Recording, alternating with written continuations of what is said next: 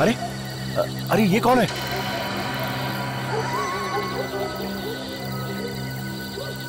लगता है कोई भिखारी है।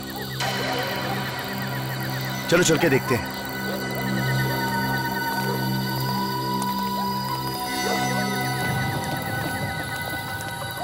ये बेवड़ा, चल उठ, तेरा टाइम खत्म हो गया है, चल निकल यहाँ से। ठीक है, लोड़ा क्या लगता है? अबे करना क्या है? सीआईडी को फोन करते हैं।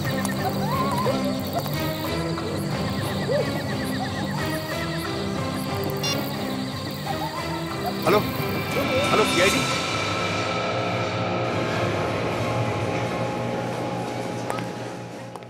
इस मोबाइल के बैटरी ने तो परेशान कर दिया है। पता नहीं ये बैटरी कहाँ मिलेगा।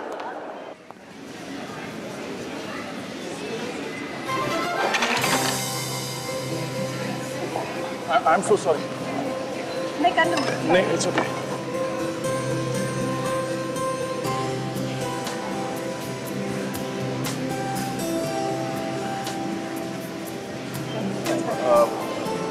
थैंक्स। आप ठीक तो है ना? हाँ मैं ठीक हूँ। कितना हैंडसम है यार। इतनी जल्दी भी क्या थी? इतनी देर बात तो कर लेती। शट अप प्रिया। तुम यहाँ शॉपिंग करने आई ये सब? चलो।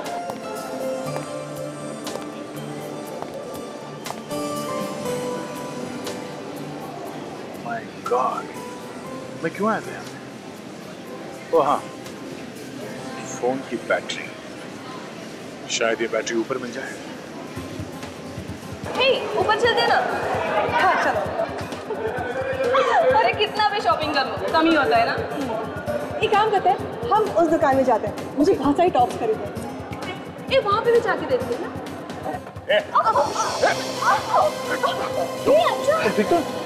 अंशा कुछ हुआ तो नहीं? I'm fine. चलो चलो। अंशा क्या यार? I'm fine. अंशा बहुत दर्द हो रहा है। शायद मोच आ गई है। चलिए आपको हॉस्पिटल लेके चलते हैं, किसी डॉक्टर को दिखाते हैं। चलो चलो। आइए। I'll manage. देखो चल। Excuse me. हाँ विजय। क्या? खून? जोर से लगा क्या? कहाँ पे? ओके, ठीक है मैं पहुँचता हूँ। ओह शिट, मोच आई शायद। अभिजीत, थोड़ी देर हो जाएगी आने में। मैं आके बताता हूँ तुमको, ठीक है? Okay okay. आप चलिए, मैं हॉस्पिटल लेके चलता हूँ आपको। ओके? Okay, we'll manage. देखिए आपके पैर को चोट लगी है, कुछ भी हो सकता है, डॉक्टर को दिखा देते हैं। चलिए मैं छोड़ देता हूँ हॉस्पिटल, संभाल के। आज 9 बजे दोस्तों के साथ फिल्म देखने का प्लान था। पर 9 तो बज गए। हाँ काजी, प्लान कैंसिल।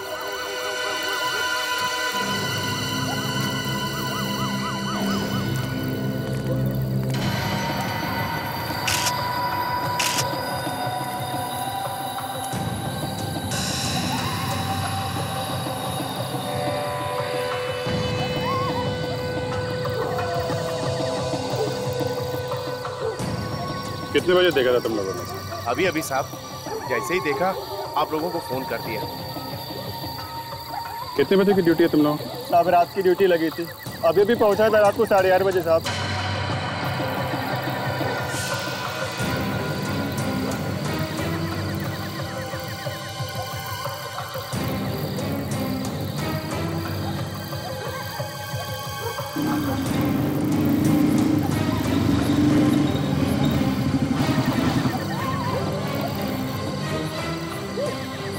आगे ठीक ठाक है? हाँ यार, वो मॉल में एक छोटा सा एक्सीडेंट हो गया था। जिसका एक्सीडेंट हुआ उसे हॉस्पिटल में छोड़ के आया। किसने नॉलेज बेचारा था? अभी तक तो पता नहीं चला है, बस खाली यहाँ चेहरे पे नीलापन। पॉइजनिंग तो नहीं है? नहीं नहीं, ये हाथ और नाखून ये सब तो ठीक ठाक है। इसका यहाँ गले में ये देखा कैसा निशान? अजीब सा डिजाइन बना हुआ है। पता नहीं किस चीज से गला घोट दिया। ये है कौन, देखते हैं।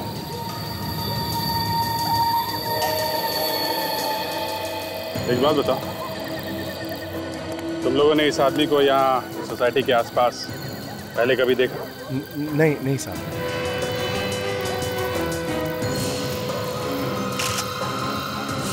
सीनियर सिटीजन अभिजीत, आधा सीनियर सिटीजन कार्ड है, नाम है अंशुनाथ, उम्र 63 साल, गवर्नमेंट ऑफिसर, 2007 में रिटायर्ड, एड्रेस भी लिखा है। हेलो, जी हाँ बोल रहा हूँ। खून कहाँ पे? पार्किंग लॉट में? ओके ठीक है हम लोग आते हैं। यार एक और खून हो गया। दो खून एक ही टाइम? हाँ, काम करो तुम वहाँ पार्किंग लॉट में जाके देखो क्या चक्कर है। तब तक मैं देखता हूँ यहाँ आसपास कुछ सबूत मिलता है क्या। ठीक है चलो।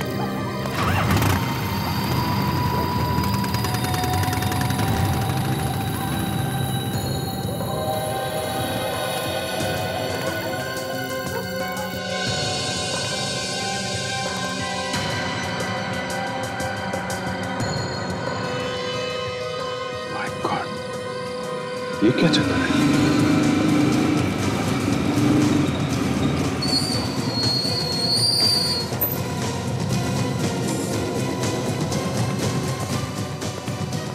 अब थोड़ा दूर खड़े रहिए प्लीज।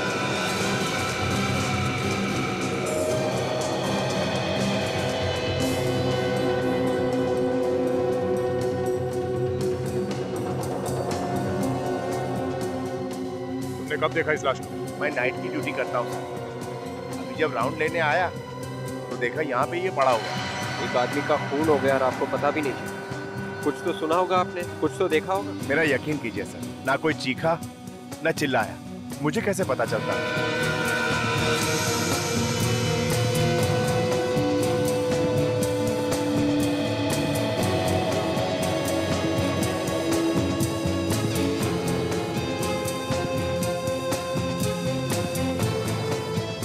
टायर के निशान काफी गहरे हैं। ऐसे लगता है कोई यहाँ गाड़ी में छुप के बैठ के इस आदमी का इंतजार कर रहा था यहाँ आने का।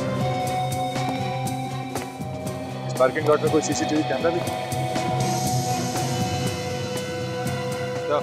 हाँ विवेक। हाँ सिर पे, हाँ वैसे जरूर खूनी ने इसे पीछे से मारा होगा।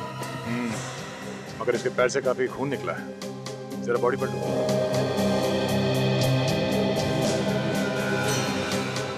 ये तो केशव सर है, इसी बिल्डिंग में इनका ऑफिस है सर। अच्छा देखा विवेक, इसके जान की नस काटी है। शायद इस नस काटने की वजह से इतना सारा खून बह गया और उसी की वजह से इसकी मौत हो गई। मतलब सर खूनी ने इसके पैर की नस काटी और उससे सिर पे भी मारा। मगर कोई ऐसा करेगा क्यों? और इस आदमी ने मरने से पहले चिल्लाया क्यों नहीं? ये बात मेरी समझ में भी नहीं आ रही विवेक। कुछ तो गड़बड़ है इस खून में। अब इसका जवाब तो डॉक्टर सालुंखे ही देंगे।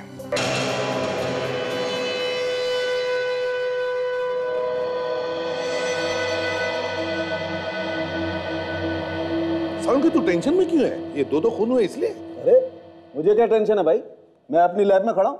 टेंशन होगी आप लोगों को, दो खून हुए, गाली आप लोगों को ज्यादा पड़ेंगी। ओए सालुंखे, आज तक कभी ऐसे हुआ है कि हमने कोई केस सॉल्व नहीं की? हाँ 2-4 बार तो हुआ। ओए दिमाग खराब मत कर। कब हुआ है? कब हुआ है? तब हुआ है ना जब तुम अपने हाथ ऊपर कर देते हो, कहते हो कि भैया मुझसे अब कुछ नहीं होता है, तब हम पिट जाते हैं। अच्छा मतलब मैं विलेन हूं? पहले से ही हो। पहले से ही। बहुत बढ़िया। मतलब अगर अपराधी न पकड़ा जाए तो न पकड़े जाने की माला मेरे गले में, और अगर अपराधी पकड़ा गया तो उसकी तालियां आप लोगों के हिस्से में। बिल्कुल। तो जाइए तालियां बजवाइए, जाइए। अरे सालुंखे मेरी बात सुन। मैं ये कह रहा था कि जब तुम हाथ ऊपर करके कहते हो ना कि मुझसे कुछ नहीं होगा, तब हम पिट जाते। ओह अच्छा, थैंक यू वेरी मच। आप लोगों ने कम से कम ये तो कबूल किया कि हम लोगों की वजह से आप लोगों की दुकान चल रही है। अरे हम इन लाशों के बारे में बात करते हैं। हाँ चलो। तो ये दोनों लाशें दो अलग कहानियां सुना रही हैं बॉस। अच्छा क्या क्या बोल रही है लाशें? ये दोनों खून एक ही आदमी ने किए हैं, है ना? एक ही आदमी ने नहीं किए। नहीं किए? सर ये तो हमें पहले से मालूम है कि इस आदमी का गला घोट के मारा गया है। किसी ऐसी चीज से मारा गया जिसके ऊपर डिजाइन बना हुआ था, वो डिजाइन इसके गले पे आ गया। बिल्कुल दया, खूनी ने अपनी तरफ से बहुत ज्यादा होशियारी दिखाने की कोशिश की। उसे लगा कि कहीं उसकी उंगलियों के निशान इस आदमी की गर्दन पे ना आ जाएं, इसलिए उसने अपने हाथों का इस्तेमाल नहीं किया, किसी और चीज का। ये भी तो हो सकता है कि उसमें उतनी ताकत नहीं थी गला घोटने की, जिसकी वजह से उसने किसी और चीज से गला घोट दिया। हो सकता है, ये भी हो सकता है। लेकिन एक बात बिल्कुल पक्की है बॉस, कि खूनी अनाड़ी हड़बड़ाया हुआ है। शायद उसने पहली बार खून किया, लेकिन फिर भी खूनी हमारे लिए कुछ छोड़ गया। ये इसकी गर्दन पर पड़े हुए निशान, इन निशानों से हम उस चीज तक पहुंच सकते हैं जिससे इसका गला दबा है। और एक बात और, ये खून शाम को 6 बजे से 8 बजे के बीच में किया गया, और ये खून शाम को 8 बजे से रात के 10 बजे के बीच में किया गया। ये भी तो हो सकता था उनके कि उस खूनी ने इस आदमी का 6 और 8 बजे के बीच में खून कर दिया, और फिर दूसरी जगह जाकर इस आदमी का 8 और 10 बजे के बीच में खून कर दिया। नहीं बॉस, मुझे ऐसा बिल्कुल नहीं लगता। मुझे लगता है 2 अलग अलग खूनी। ये वाला खून जिसने किया है वो खूनी एकदम अनाड़ी है, और ये खून जिस खूनी ने किया है वो एकदम प्रोफेशनल है, पहुंचा हुआ। इस आदमी के सिर पर जो वार है, हाँ, इसीलिए मैं कह रहा हूं कि वो एकदम प्रोफेशनल है। पहले उसने इस आदमी के सर पे वार किया ताकि ये बेहोश हो जाए, और फिर बेहोशी की हालत में उसने इसकी जांघ की नस काट डाली जिससे मर जाए। अगर नस काटनी थी तो गर्दन की नस काट देता। दया, जैसे कि आप लोग जानते हैं, गले की नस कटने से इंसान को मरने में 1-2 मिनट लग जाते हैं, जबकि ये पैर की नस जो हमारे दिल से जुड़ी हुई है, इसको कटने से इंसान बस 30 सेकंड में मर सकता है। 2 खूनी, एक अनाड़ी और एक पहुंचा हुआ। कहीं ये दोनों खूनी एक दूसरे को जानते तो नहीं?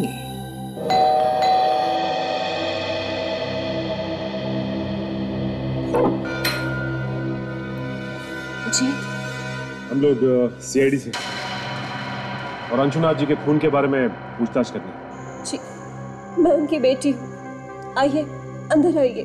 Thank you. घर में और कौन कौन रहता है? ये मेरे पति रजत है।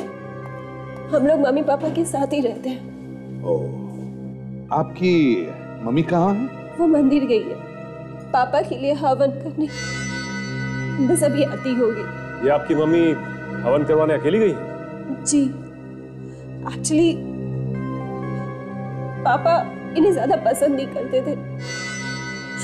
मैंने उनके मर्जी के खिलाफ जाकर रजत जी से शादी की थी, इसीलिए मम्मी ने उनके आत्मा की शांति के लिए रजत को हर पूजा और हवन से दूर रहने के लिए कहा। तो इसीलिए अकेली गई हैं हवन करवाने के लिए? जी सर, मरने के बाद कोई किसी से नाराज कैसे रह सकता है?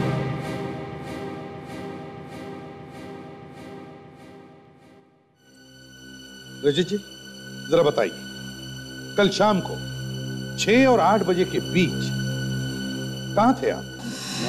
जी हाँ, आप कहाँ थे? लेकिन आप ये सब मुझसे क्यों पूछ रहे हैं? वो इसलिए क्योंकि इनकी पिताजी का, अंशुनाथ जी का खून हुआ है कल शाम 6 और 8 बजे के बीच। सर, आप मेरे पति पे शक कर रहे हैं, वो भी मेरे पापा के खून के इल्जाम में। वो इसलिए क्योंकि आप ही ने बताया था ना कि आपके पिताजी और इनकी बनती नहीं थी। पर सर, कोई बात नहीं बताया। अगर कातिल को पकड़ने में इन्हें इससे कोई भी मदद मिलती है तो पूछने दो इन्हें। सर, कल शाम को 6 और 8 के बीच में मैं अपने दोस्त के साथ एक बार में बैठा था। वहां का बिल शायद अभी भी मेरी बैंक में है, मैं लेके आता हूं। जल्दी।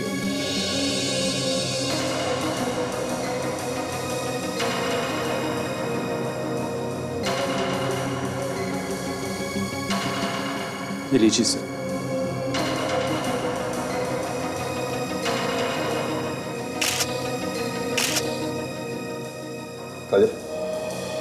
एक बात और है, शायद इससे आपको कुछ मदद मिले। बताइए। पापा ने काफी लोगों को पैसे उधार दे रखे थे और उनमें से कोई भी उन्हें पैसे लौटा नहीं रहा था। पापा इस बात को लेके काफी परेशान थे। पैसे उधार दिए थे? किसे? कौन थे वो लोग, जानती हैं आप? वो सब पापा के पुराने दोस्त थे। वो किसी आश्रम में हर फ्राइडे की रात को मिलते थे। अच्छा, कहाँ है ये आश्रम? ये वर्ली की किसी जगह पर है सर। विश्वनाथ जी के पुराने दोस्त जिनको उन्होंने पैसे उधार दिए और फिर हर शुक्रवार को एक आश्रम में मिलते हैं वर्ली में। इस आश्रम में जाकर देखना पड़ेगा।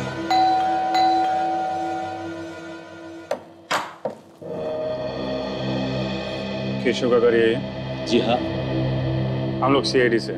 सीआईडी? आइए आइए अंदर। साहब, ये लोग सीआईडी से हैं, आप लोगों से मिलना चाहते हैं। जी कहिए। माफ कीजिए आप लोगों को तकलीफ दे रहे हैं, लेकिन हमें केशव के बारे में आपसे कुछ बातचीत करनी है। जी बोलिए। मैं ही केशव का पिता हूँ। ये मेरी पत्नी, ये मेरा छोटा भाई, ये उनका बेटा और ये उनकी पत्नी। देखिए, हम जानते हैं कि आप लोगों पे क्या बीत रही होगी, पर ये जानना बहुत जरूरी है कि केशव की किसी के साथ कोई दुश्मनी थी? केशव की दुश्मनी हो ही नहीं सकती थी। सोने के जैसा दिल था उसमें, किसी से कोई लड़ाई झगड़ा वगैरह कुछ नहीं था। दुश्मनी नहीं तो कोई ऐसा आदमी जिसके साथ उसकी बनती ना हो? मुझे तो ऐसा कोई आदमी याद ही नहीं आता जो केशव भैया को पसंद ना करता हो। हाँ बेटे, तुम्हें कैसे याद आए? बिरजू, एक मिनट आप रुकिए उधर। ये जो अभी आपने कहा कि आपको कैसे याद आएगा, ये क्यों कहा आपने? क्यों नहीं याद आएगा इनको? बस ऐसे ही बोल दिया था। नहीं, कोई तो कारण होगा। क्या बात क्या है? केशव जी का इनके साथ रोज किसी न किसी बात पे झगड़ा होता था। किस बात पे झगड़े होते थे केशव के साथ? ऐसी तो कोई बात नहीं थी सर। मैं बताता हूँ। कपिल ना केशव के बिजनेस में काफी दखल अंदाजी करता था। ये बात केशव को बिल्कुल पसंद नहीं थी। इसी बात पर कभी कभी बहस हो जाती थी बस। कपिल जी, कल रात 8 से 10 बजे के बीच में आप कहाँ थे? आप मुझ पर शक कर रहे हैं? देखिए, आप इस तरह मेरे बेटे से बात नहीं कर सकते। मैंने सिर्फ एक सवाल पूछा, उसका जवाब दो। कल रात 8 से 10 बजे के बीच में तुम कहाँ थे? मैं कल शाम को अपने दोस्त देवांग के घर पे था। देवांग के यहाँ? लेकिन कल जब अपनी बात हुई थी तब तो तुमने कहा था कि तुम मयूर के यहाँ हो। वो मेरा मतलब है कि मैं देवांग के घर गया जरूर था, पर वो मिला नहीं तो मैं मयूर से मिलने चला गया। अच्छा, इस फैमिली बिजनेस के अलावा ये केशव किसी एड एजेंसी में भी काम करता था? जी हाँ, वो एक एड एजेंसी का मालिक भी था और पिछले काफी दिनों से वो काम को लेकर परेशान रहता था। उसका एक पार्टनर भी है, आलोक। आलोक? ठीक है, इस आलोक से भी मिल लेते हैं। सर, इस आलोक को जरूर कुछ पता होगा। देखते हैं।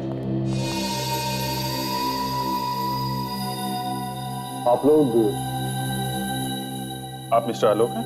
यस। आप लोग? हम लोग सीआईडी से हैं। आपको तो मालूम ही होगा कि केशव का खून हो गया है। जी हाँ, मुझे मालूम है। बस उसी सिलसिले में कुछ पूछताछ करनी है आपसे। It's such a shock.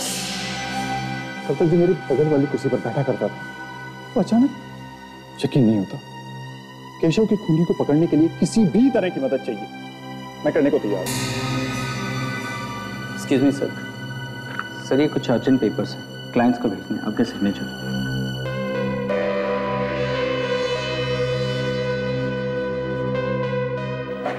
Thank you. Alok ji, आप कल शाम 6 और 8 बजे के बीच में एग्जैक्टली कहाँ पे थे? मैं कल सीधा ऑफिस से जिम चला गया था। तकरीबन रात के 10 बजे तक मैं वहीं था। अगर ये सब आप मुझसे क्यों पूछ रहे हैं? खून का मामला है, जब तक कोई ठोस सबूत नहीं मिल जाता हम सब पे शक करते हैं। अगर मैं केशव के पिता से मिले थे, उन्होंने बताया कि पिछले कुछ दिनों से वो ऑफिस के काम को लेकर काफी परेशान है। ऐसी क्या बात?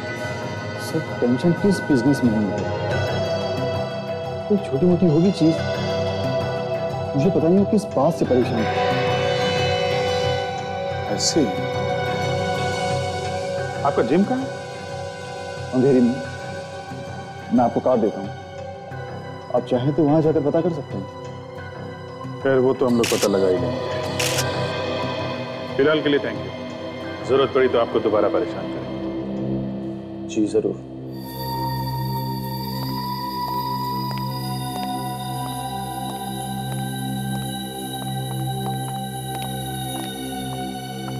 ये क्या चक्कर है? ताशा देखो सर।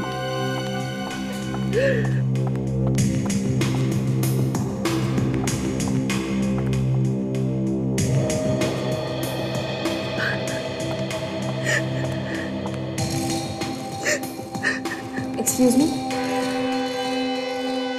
क्या हुआ? आप इस तरह बाहर से अंदर क्यों आ गए?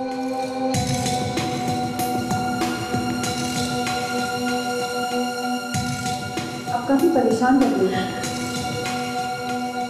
देखिए, ऐसी कोई बात हो जो आपको बतानी है केशव के बारे में? केशव और मैं एक दूसरे से बहुत प्यार करते थे और बहुत जल्द हम लोग अपनी शादी की बात अपने घर वालों से करने जा रहे थे। I'm really sorry, लेकिन ऑफिस में कोई ऐसा हो जिस पर आपको शक हो, ऐसा कोई जिससे केशव का लड़ाई झगड़ा हुआ हो? केशव सिर्फ एक इंसान से हमेशा परेशान रहते थे और वो है ये आलोक। आलोक और उनकी सोच कभी नहीं मिलती थी। हर रोज किसी न किसी बात पर ये दोनों बहस करते रहते थे। लेकिन ये आलोक तो कह रहा था कि वो दोनों बहुत अच्छे दोस्त थे। झूठ बोल रहा है ये आलोक। केशव तो उससे सीधे मुंह बात तक नहीं करते थे। उन्हें शक था कि आलोक कंपनी के पैसे में हेरा फेरी कर रहा है। अच्छा। और जब से केशव गए हैं ना मैम, तब से इस आलोक ने अपने कैबिन का लॉक तक चेंज कर दिया है। मुझे तो लगता है कि आलोक कुछ छुपा रहा है। मैम यकीन मानिए, इसी ने मेरे केशव को मारा, इसी आलोक ने। ये आप इतना यकीन के साथ कैसे कह सकते हैं? कोई सबूत है आपके पास? सबूत ही तो ढूंढने की कोशिश कर रही हूँ, लेकिन मैं उसके कैबिन में अंदर जा नहीं पा रही। या तो ये खुद अंदर होता है या फिर कैबिन को लॉक करके चला जाता है। इसके और उसके पीने के अलावा इसके कैबिन में अंदर घुसने की परमिशन और किसी को नहीं है। ठीक है, आप बिल्कुल चिंता मत कीजिए। अब जो करना है हम लोग करेंगे।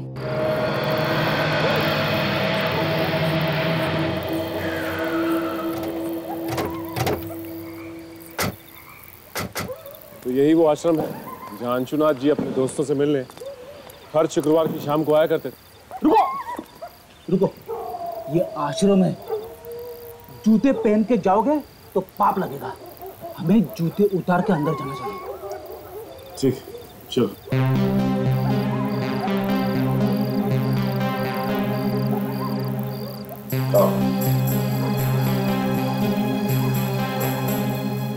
चलो और एक चाल चल। ये सब क्या हो रहा है यहाँ पे? बहुत चालें चल रही। आश्रम के नाम पर अय्याशी हो रही है यहाँ पर। आप? हम लोग सीआईडी से हैं। अंशुनाथ के खून के बारे में पूछताछ करने आए हैं। सीआईडी? हाँ सीआईडी। क्लब जैसे माहौल को आश्रम कहते हैं आप लोग? सर जी, हमारे जैसे उम्र के लोग जाएं तो और कहाँ जाएं? हम सब रिटायर्ड लोग हैं। अब अगर घर पर बोलेंगे ताश खेलने जा रहे हैं तो बहू बेटे क्या समझेंगे? हाँ, देखिए, इसीलिए आश्रम का बहाना देकर हम हफ्ते में एक बार यहाँ आते हैं, हंसते हैं, खाते हैं, जीते हैं और कभी कभी पी लेते हैं। वो सब तो ठीक है, लेकिन आपके बीच से आपके एक दोस्त अंशुनाथ जी गुजरे। आप लोगों ने हफ्ते भर के लिए भी ये हंसना खेलना बंद नहीं किया? भाई उम्र ही ऐसी है, हमने तो सब कुछ देख लिया, अब तो बस जाने के इंतजार में जी रहे हैं। बात तो ठीक कही आपने, पर कम से कम अंशुनाथ जी के खूनी को पकड़ने में आप हमारी मदद तो करेंगे ना? जरूर करेंगे, लेकिन ये अंशुनाथ के मर्डर करने वाले को क्या फायदा हुआ होगा, समझ में नहीं आता। उसके घर वालों के बारे में हम ज्यादा कुछ तो नहीं जानते, पर एक बार उसका दामाद रजत उसका पीछा करते करते यहाँ आया हुआ था। उन दोनों में काफी बहस भी हुई थी। हमें तो पता चला है कि अंशुनाथ जी से आप लोगों ने कुछ उधार पैसे लिए थे जो अभी तक लौटा ही नहीं है। अरे किस उधार की बात कर रही हैं आप? हाँ? अरे हमने तो अपने सारे बच्चों की शादियां करवा दी हैं और हम सब खुशी खुशी रिटायर हो चुके हैं। हमें कोई भी पैसों की जरूरत नहीं है। अंशुनाथ को बड़ा दांव खेलने की बहुत आदत थी। जब भी उसे हम रोकते थे तो कहता था सारी जिंदगी पैसा कमाने में निकल गई, अब खर्च करने का मजा ले रहा हूं। सही कह रहा है। अब बड़े दांव में जीत तो बड़ी होती है, लेकिन हार भी बड़ी होती है। वो बहुत बार गेम में पैसे हार चुका था। शायद इसी बात को छुपाने के लिए उसने घर वालों से झूठ बोला होगा। तो ये बात है। ठीक है, अगर हमें आप लोगों की दोबारा जरूरत पड़ी तो हम आपको याद करेंगे। जी।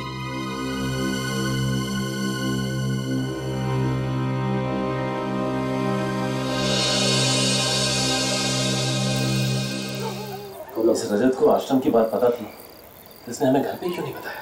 हाँ, अगर पहले बता देता तो जूता उतारने की बेवकूफी ना करते। सब हो ना हो, ये रजत हमसे जरूर कुछ ना कुछ छुपा है। ये रजत काफी टेढ़ा आदमी लगता है। संगीत बार में से पता चला है कि उस शाम को 6 बजे से लेकर 8 बजे के बीच ये रजत वहीं पर बैठकर ड्रिंक कर रहा था। वहां पर एक बारटेंडर है सर, जिसका नाम है समीर। उसने कहा कि वही उसे ड्रिंक सर्व कर रहा था। ओह, 6 और 8 बजे के बीच रजत बार में ही था। अच्छा सर, हम लोग आलोक के जिम से आ रहे हैं। वहां पता चला कि जिस रात खून हुआ था आलोक 8 से 10 बजे के बीच जिम में ही था, उसके इंस्ट्रक्टर ने बताया है। काजल ने अभी बताया कि रजत उस रात 6 और 8 बजे के बीच संगीन बार में था, और अब तुम कह रहे हो कि आलोक उस रात 8 और 10 बजे के बीच जिम में था।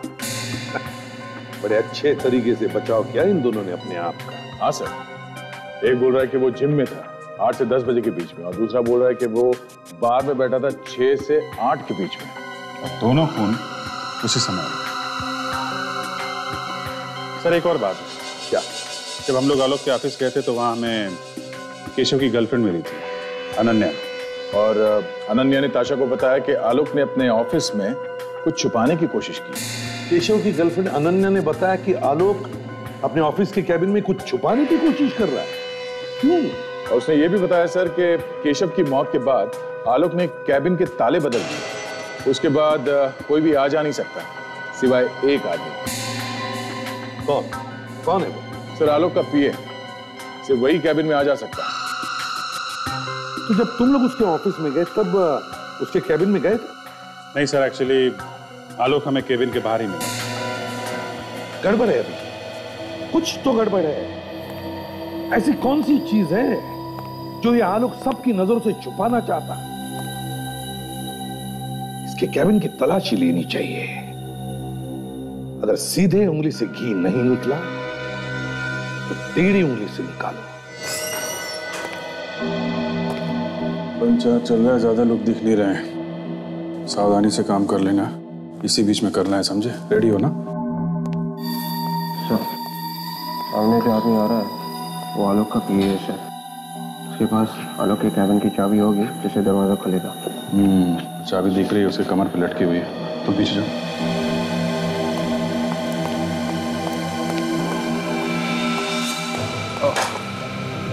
संभाल के लगी तो नहीं आपको? नहीं, एक सौ अरे आप तो वो आलोक जी के पीए हैं ना? जी हाँ सर, आपने पहचान लिया मुझे? क्यों नहीं। कल आलोक जी से बात हो रही थी तो आप आए थे वो कुछ असाइनमेंट कराने के लिए। जी हाँ। अच्छा सर, ये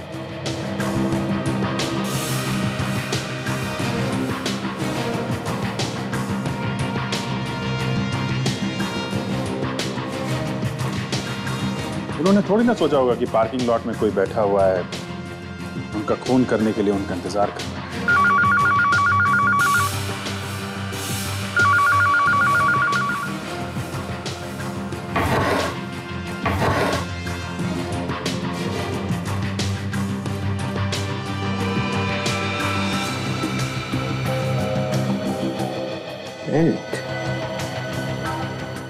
एक मिनट ये बेल्ट का पैटर्न बिल्कुल वैसा ही है जैसा हमें अंशुना के गले पे मिला। 9 बजे आ जाते थे? जी हाँ। और किस प्रोजेक्ट पे काम चल रहा था? अभी तो फिलहाल दिवाली के लिए कुछ खास एड डिजाइन कर रहे थे, वो खत्म होते ही क्रिसमस और न्यू ईयर के लिए कुछ प्लानिंग चल रही थी। वैसे केशव सर ने एक अभी फ्रेश एड बनाया था। नहीं मत बताना टीवी में देखूंगा ना फ्रेश तो अच्छा लगेगा। वैसे भी मेरा काम हो गया है। आपका काम मतलब? नहीं, हो गया, जो पूछना था वो हो गया। अच्छा। आप जरूरत पड़ेगी तो आपसे दोबारा मिल लूंगा। Most welcome sir, no problem. ये कार्ड आपका गिरा है क्या? हाँ, उठा लीजिए।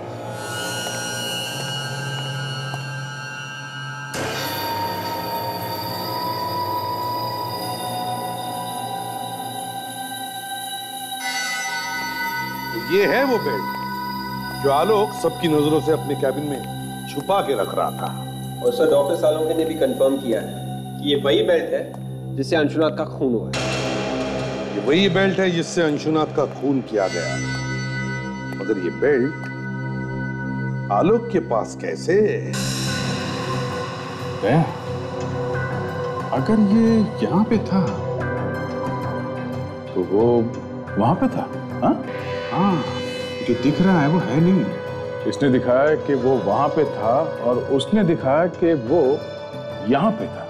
सर ये यहाँ पे था और वो वहां पे था, ये सब सचिन, ये जो केस है इसे यहाँ वहां किया गया है। अभिजीत, क्या जानबूझ के किया गया या फिर अपने आप हुआ है? सर, खूनी ने किया है तो जानबूझ के ही किया है। जो दिख रहा है वो है नहीं, जो नहीं दिख रहा है वो है। हाँ, तो तुम समझ गए मैं क्या कहना चाहता हूं। बस अब वक्त बर्बाद मत करो और फटाफट जाके पकड़ लो उसे जिसने भी ये किया है। तुम भी साथ में जाओ। अब सर, वो मैं उससे पहले थोड़ी देर के लिए हॉस्पिटल जाना चाहता हूँ। किससे मिलना है सर? जरूरी काम है। हॉस्पिटल? ये केस के बीच में हॉस्पिटल कहाँ से आया? कुछ नहीं सर, कोई है जिसे दया ने अपनी जान पे खेल के बचाया। जान पे खेल के? कोई जानवान पे खेल के नहीं बचाया सर। वो लड़की सीढ़ियों से गिर रही थी तो मैंने उसे पकड़ लिया था। पकड़ लिया मतलब बचा लिया। बचाया तो है ना? हाँ। कोई लड़की गिरी थी क्या? नहीं तो फिर जाओ, तुम जल्दी से हॉस्पिटल जाओ, मगर जल्दी आना। अच्छा, मैं भी चलूं? चलिए।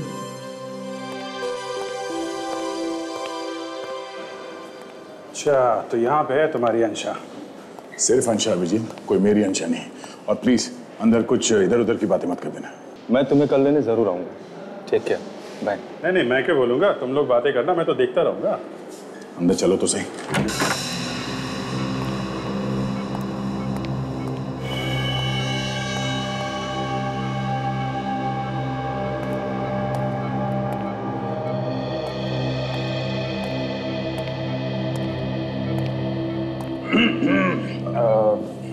मैं अभिजीत हूँ। Sorry Abhijit, my friend. कैसे हैं आप? दर्द अभी कम है, पर पैर मुड़ने की वजह से मुझे मोच चाहिए है। But I will be fine. कल तक मुझे हॉस्पिटल से डिस्चार्ज भी मिल जाएगा। अच्छा, वेरी गुड। वो डॉक्टर ने एक्सरे वगैरह देख लिया ना? He is fine with it. I will be fine. Okay. अच्छा, ये जो अभी आपसे मिलके गए वो कौन थे? वो मेरी फ्रेंड है प्रिया। नहीं, उसके पहले जो गए थे वो मेरी कजिन है, बंटी भैया। अच्छा, बंटी भैया।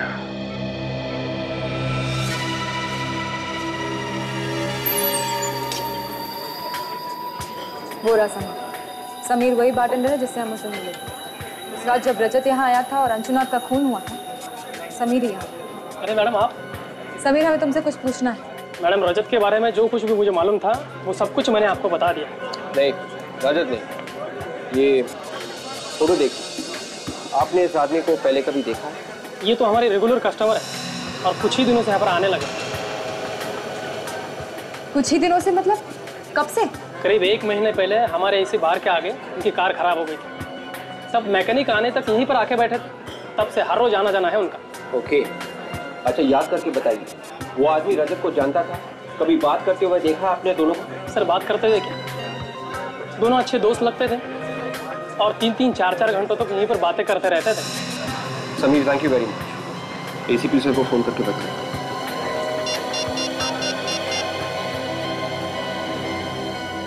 हेलो सर, आपका शक बिल्कुल सही निकला। सर, मैं केशव के खूनी को किसी भी कीमत पर सजा दिलवाना चाहती हूँ और उसके लिए मैं आपकी हर तरीके से मदद करने के लिए तैयार हूँ। गुड। देखो आनंद, उसके खिलाफ सबूत तो हमारे पास है, मगर हम चाहते हैं कि तुम उसे खुद फोन करके यहाँ बुला लो। उससे कहो कि वो सबूत तुम्हारे पास है और तुम एक कीमत पर ही वो लौटाने के लिए तैयार हो। मगर सर ये तो कुछ नहीं होगा, घबराओ मत, समझे? देखो, सबूत ढूंढने की कोशिश करेगा और जब उसे कमरे में सबूत नहीं मिलेगा तो अपने आप को बचाने के लिए भागने की कोशिश करेगा और वो तुम्हारे पास आएगा सबूत लेने के लिए और हमारे जाल में फंस जाएगा, समझे? कुछ नहीं होगा, तुम्हें घबराओ मत। चलो जल्दी से फोन करो उसे। जी सर। करो। हेलो, मैं अनानिया बोल रही हूँ। मुझे पता है कि इस वक्त तुम क्या ढूंढ रहे हो। वो सबूत जो तुम सबसे बचाने की कोशिश कर रहे थे वो अब मेरे पास है और बहुत जल्द मैं उसे सीआईडी के पास भेजने वाली हूँ। अब तुम बच नहीं सकते। सीआईडी? नहीं अनन्या, मेरी बात सुनो, ऐसा मत करो प्लीज। तुम्हें इसकी जो कीमत चाहिए मैं चुकाने के लिए तैयार हूँ। प्लीज सीआईडी के पास मत जाओ। कीमत? वाओ, मेरे बोलने से पहले ही तुमने कीमत की बात छेड़ दी। मुझे तुम्हारे सबूत के लिए पूरे 50 लाख रुपए चाहिए। 50 लाख? देखो, हाँ, रकम की मत सोचो, अपनी जान के बारे में सोचो, वरना बिना टाइम वेस्ट किए मैं सीआईडी के पास चली जाऊंगी, समझे ना? नहीं नहीं, ठीक है, मैं तैयार हूँ। मुझे 2 घंटे में मिलो, मैं तुम्हारे पूरे पैसे कैश में दे दूंगा। प्लीज वो सबूत किसी और को मत दिखाना। मैं इतनी बेवकूफ नहीं हूँ। अच्छा, कहाँ मिलना है? मैं तुम्हें जगह का नाम एसएमएस करती हूँ। सर वो तैयार हो गया, हमें उसे एक जगह का नाम एसएमएस करना होगा। Very good Ananya.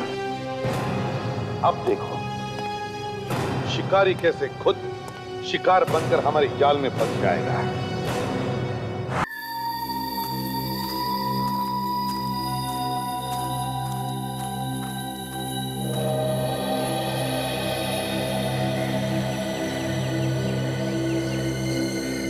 तेरे पैसे लाए हो? तेरे समझ के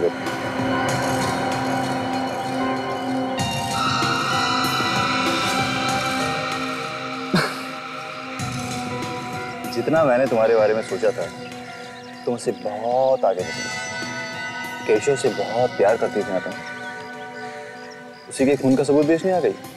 वाह रे दुनिया। देखो, मैं यहाँ पर तुम्हारी बकवास सुनने नहीं। कल तक मेरे साथ केशव था, मेरे पास सब कुछ था, लेकिन आज जब वो नहीं है तो मुझे भी तो अपने कल के बारे में सोचना पड़ेगा ही ना। 50 लाख देने वाली हो ना तुम मुझे? हाँ, मगर उसमें थोड़ी सी प्रॉब्लम है। मजबूरी? ये कौन सा नया ड्रामा है? देखो, वैसे भी बहुत कुछ हो चुका है। 50 लाख देने को तो मैं तुम्हें अभी दे सकता हूँ, मगर मुझे इस चीज पर यकीन नहीं कि 50 लाख रुपए लेकर तुम सीधे सीआईडी के पास चली जाओगे। मेरा सारा राज तो खुल चुका ना तुम्हारे सामने, क्यों?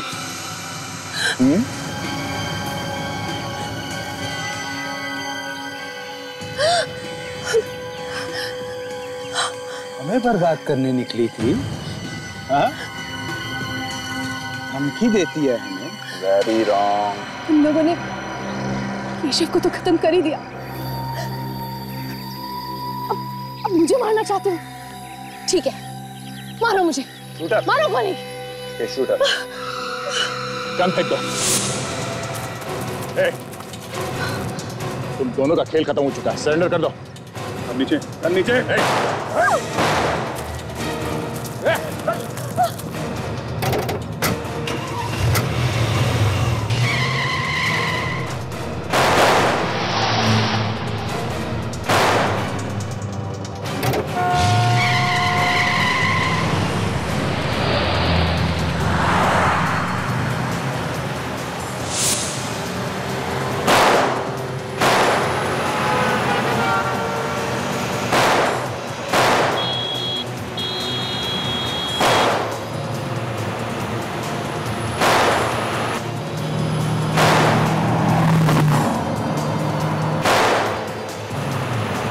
आखिर लड़की ने फंसा ही दिया ना। ओह माय गॉड, क्या हुआ? लगता है टायर पंचर हो गया। टायर पंचर हो गया? हाँ, क्या बात कर रहे हो?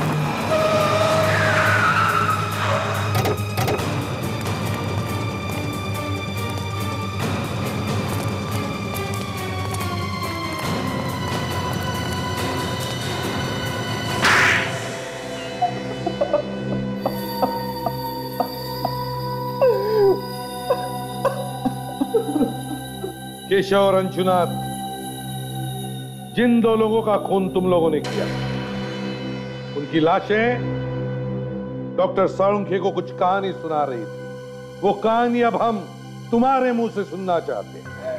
पर हमने तो कुछ किया ही नहीं है, बिना वजह हमें फंसाया जा रहा है। दो खून करके चुपचाप बैठा है कुंडली मार के, सोचता किसी को कुछ पता नहीं चलेगा है? तुम्हारे पास सिर्फ एक ही लाइफलाइन बची है। कौन सी? सच बोलने की लाइफलाइन। सच बोलने की लाइफलाइन? हाँ, सच बोल, सच। सच के अलावा कुछ नहीं सुनेंगे हम लोग। मगर मेरी तो कोई गलती नहीं है। चुप, कुछ बोलना मत रजत। मैं और नहीं झेल सकता, मुझसे अब कुछ नहीं होगा। मुंह खोलोगे तो मारे जाओगे। ये क्या बोलेगा? इसके पास तो एक भी लाइफलाइन नहीं बची है। मैं सब कुछ भूल गया हूँ, मुझे कुछ याद नहीं है। हो, बेचारा सब कुछ भूल गया है। चलो हम तुम्हें याद दिलाते हैं। दया, जरा दिलाओ याद इसे।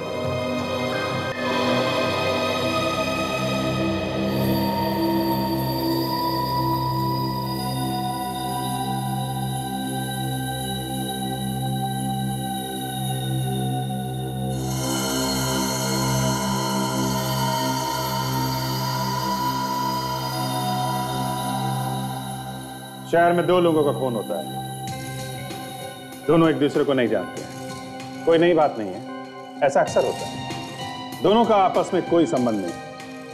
एक बूढ़ा आदमी रिटायर्ड, दूसरा एक एड एजेंसी का मालिक। दोनों खून दो अलग अलग जगह पे अलग अलग टाइम पे होते हैं।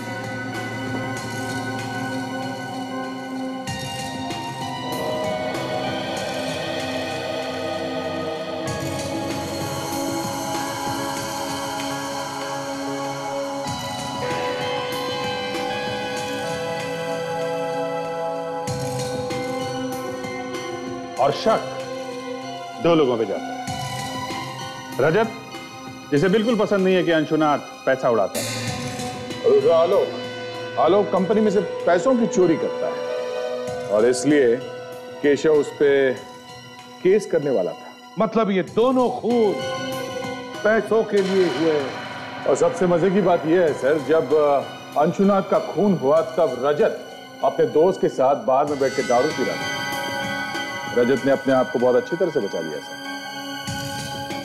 और ये आलोक भी जिम में अपनी बॉडी बना रहा था जब केशव का खून हुआ, इसलिए दोनों ही बच गए। अब पकड़े तो पकड़े किसे, मगर तभी ये बेल्ट मिल गई। ये बेल्ट आलोक हमें तुम्हारे केबिन से मिली, जिसमें वही डिजाइन बनी हुई है जो बदकिस्मती से अंशुनाथ के गले में थी।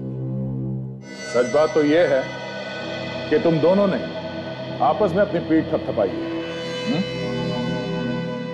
लेकिन एक बात समझ में नहीं आ रही है, तुम दोनों मिले कैसे? संगीन बार में। संगीन बार में? इसकी बातों में आ गया था सर। और मैंने अपने हाथों से केशव को मार डाला। मुझसे गलती हो गई, प्लीज मुझे माफ कर दीजिए। वाह, और इन दोनों ने आपस में मिलके एक दूसरे का काम कर दिया सर। 6 और 8 बजे के बीच में आलोक ने अंशुनाथ का खून किया। उसके बाद वो खुद जिम में गया, वहां पे कसरत करने में जुट गया। और 8 से 10 के बीच में तुमने केशव को मार दिया और किसी को शक ना हो इसके लिए सबके सामने बैठ के दारू पीने लगे।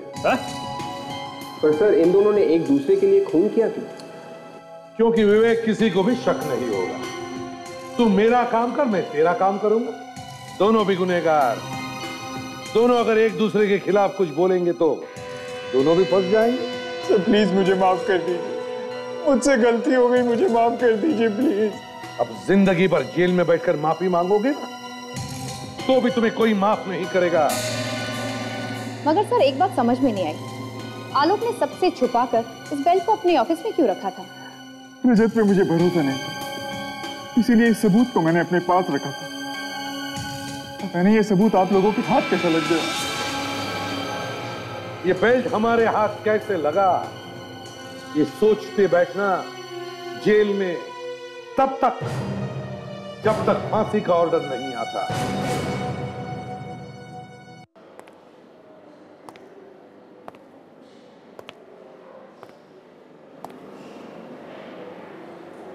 क्या हो गया?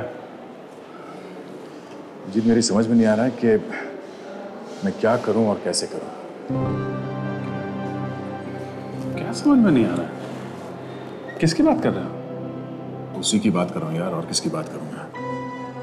ये हंशा में ऐसा कुछ है, पता नहीं, बार बार उसी का ख्याल आता है दिमाग में। ऐसा लगता है कि मुझे उसके बारे में और भी जानना चाहिए।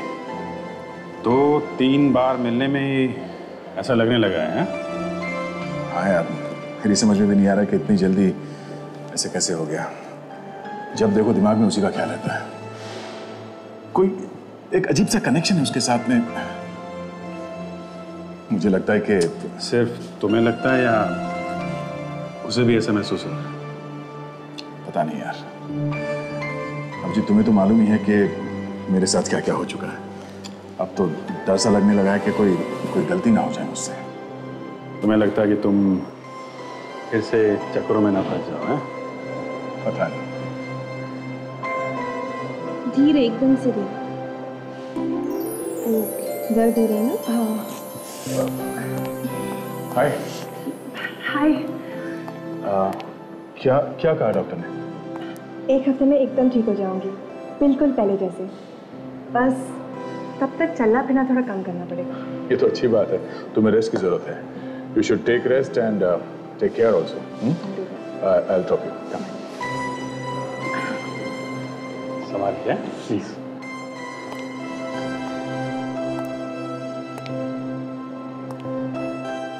धीरे से।